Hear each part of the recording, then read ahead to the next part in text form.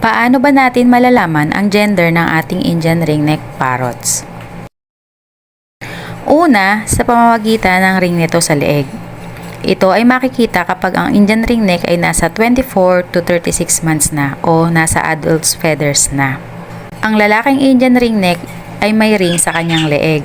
Samantalang ang babaeng Indian ringneck ay walang ring sa kanyang leeg or minsan ay may shadow lang na ring sa kanyang leeg.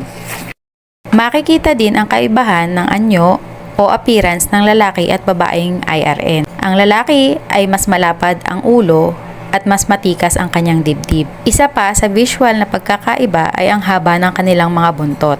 Mas mahaba ang buntot ng lalaking IRN. Malalaman din ang gender sa pamamagitan ng courtship at breeding behaviors, tulad nito.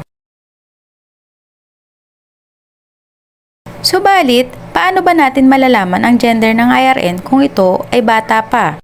Sa pamamagitan ng DNA analysis. Ang DNA ang pinakamabisang paraan para malaman ang gender ng alaga nating ibon. Ito ay non-surgical method para malaman ang gender ng ating ibon. Ito ay sa pamamagitan ng pagkolekta ng dugo ng ating ibon sa pamamagitan ng pagklip ng kuko or pagbunot ng balahibo sa dibdib ng ibon.